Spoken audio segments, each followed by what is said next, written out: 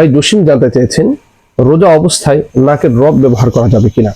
অত্যন্ত গুরুত্বপূর্ণ বিষয়। তিনি যে বিষয়টি জানিয়েছেন যে মাথায় খুব প্রচন্ড ব্যথা বা নাক জ্যাম হয়ে রয়েছে, এখন যদি নাকে ওষুধ নেই বা ড্রপ নেই তাহলে তার মাথা ব্যথা ভালো হয়ে যাবে, এক্ষেত্রে নাকের ড্রপ নেওয়া যাবে কিনা।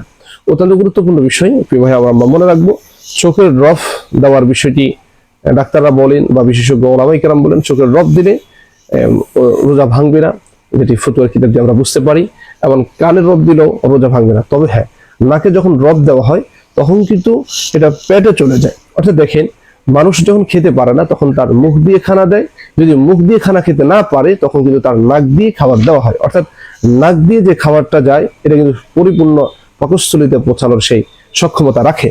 এই জন্য নাকে যদি ড্রপ দেওয়া হয় এটা পেটের মধ্যে চলে যাওয়ার সম্ভাবনা বা পেটের মধ্যে চলে যাবে।